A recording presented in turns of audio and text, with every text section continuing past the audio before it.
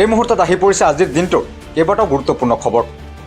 প্ৰত্যেক দিনৰ গুৰুত্বপূৰ্ণ খবৰ চাবলৈ আমাৰ চেনেলটো ছাবস্ক্ৰাইব আৰু লাইক কমেণ্ট কৰি দিব। আজিৰ দিনটোৰ প্ৰথমটো খবৰ হৈছে অখিল গগৈ কংগ্ৰেছৰ ব্ৰেণ্ড এম্বেচাডাৰ হ'ব নোৱাৰে। টিকটৰ বাবে ৰাজীৱ ভৱনলৈ যোৱা টিকট প্ৰত্যাশী নেতা কৰ্মী আমাৰ বাবে ব্ৰেণ্ড এম্বেচাডাৰ। জয় আই অসম, কংগ্ৰেছ জিন্দাবাদ ধ্বনি দিয়া সকলেহে আমাৰ ব্ৰেণ্ড এম্বেচাডাৰ। এই মন্তব্য গৌৰৱ গগৈৰ। পৰৱৰ্তী গুৰুত্বপূৰ্ণ খবৰটো হৈছে ২৭ বছৰীয়া সফল কেৰিয়াৰৰ সমাপ্তি। নাছাৰ পৰা অৱসৰ ল'লে মহাকাশচাৰী সুনীতা উইলিয়ামছে।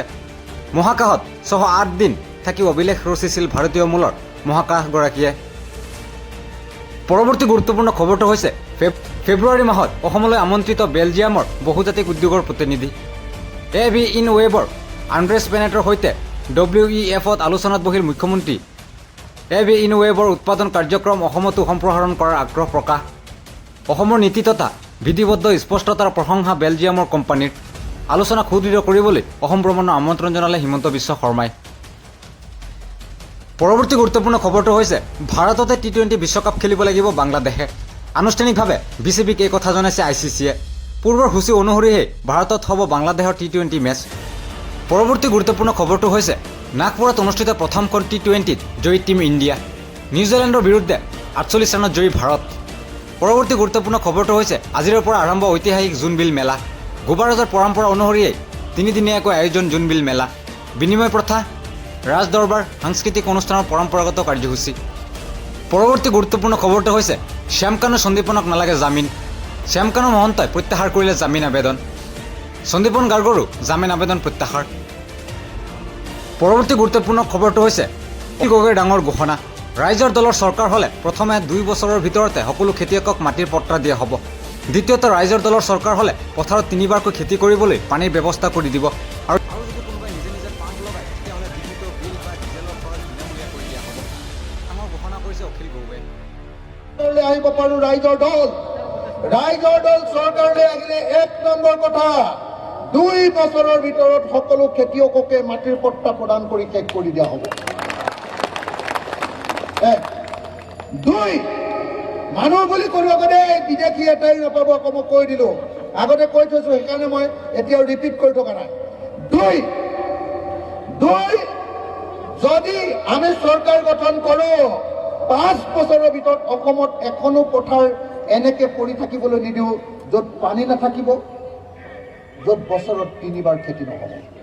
প্ৰত্যেকখন পথাৰত বছৰত ৩বাৰ খেতি কৰিবৰ কাৰণে চৰকাৰৰ পৰা বিনামূলীয়াকৈ পানী দিয়া হ'ব। আৰু যদি নিজে নিজে কোনোবাই পাম্প লগাই পানী তোলে তেতিয়াহ'লে ইলেক্ট্ৰিচিটিৰ বিলটো বা ডিজেলৰ খৰচটো সেই খেতিয়কজনক ফ্ৰী কৰি দিয়া হ'ব। ভাল হ'বনে বেয়া হ'ব? আকৌ ইলেক্ট্ৰিচিটি খৰচ কৰি দিয়াৰ পাছত যদি মানুহজনে যদি ঘৰত তেওঁলোকে লেবাৰ লগাই হওক বা ঘৰত যদি ৩বাৰ খেতি কৰে, ৩বাৰ বছৰত অতি কমেও যদি ৩বাৰ খেতি কৰে তেতিয়াহ'লে খাজনাটো ফ্ৰী কৰি দিয়া হ'ব।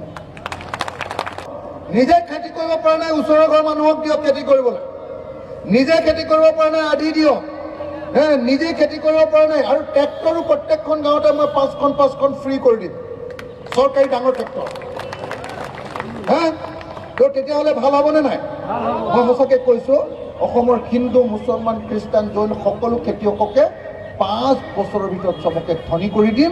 আপোনালোকৰ চবৰে এই গালবিলাকত মাংস আহি যাব।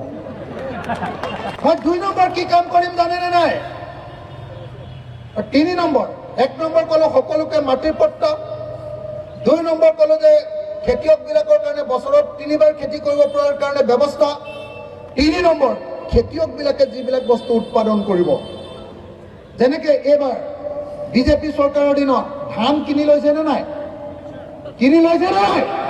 ঠিক তেনেকে আপোনালোকে উৎপাদন কৰা ধান, সৰিয়হ, মাহ, মৰাপাট, যিমান বস্তু, বিলাসী, পাচলি, যিমান বস্তু আপোনালোকে উৎপাদন কৰিব, হয় চৰকাৰে আমি বেছি দাম দি, আচল দাম দি হয় চৰকাৰে আপোনালোকৰ পৰা কিনি ল'ম, যাতে কোনো খেতিয়কে কম দামত বস্তু বিক্ৰী কৰিবলগীয়া নহয় বা ৰাস্তাত পেলাই দিবলগীয়া নহয়।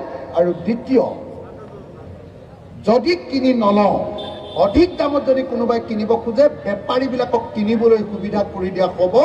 কিন্তু কম দামত যদি ঠগি লৈ বেপাৰীয়ে যদি খেতিয়কক কম দামত ধান বস্তু কিনে তেতিয়াহ'লে সেই বেপাৰীটোকো জেলত ভৰাই দিয়া হ'ব।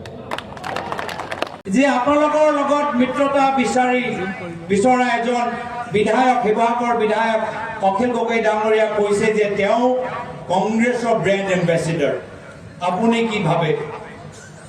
তো মই সেই সাংবাদিকজনক ক'লো যে ৰাজীৱ ভৱনত কিমান ভিৰ, কংগ্ৰেছৰ কৰ্মী কিমান সমাগম হৈছে দেখা পাইছেনে? আপোনালোকে দেখিছিলে ৰাজীৱ ভৱনত কিমান মানুহ গৈছে? দেখিছেনে নাই দেখা? দেখি ভাল লাগিছে নাই?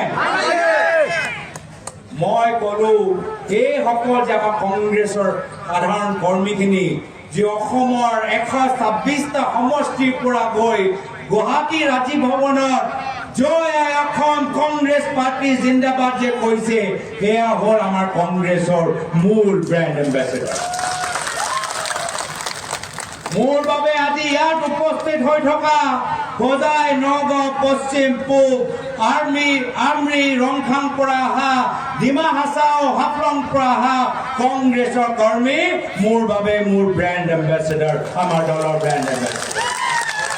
আমাক আৰু কোনো ব্ৰেণ্ড এম্বেচিডাৰ নালাগে, আমাক মাত্ৰ আমাৰ কংগ্ৰেছৰ কৰ্মী আমাক লাগে। আপোনালোকে প্ৰতিটো বুথৰ ভিতৰত কংগ্ৰেছৰ পতাকা ধৰি কংগ্ৰেছ জিন্দাবাদ কওক আৰু কংগ্ৰেছৰ নেতৃত্বৰ চৰকাৰ হাতত দিতে কওক।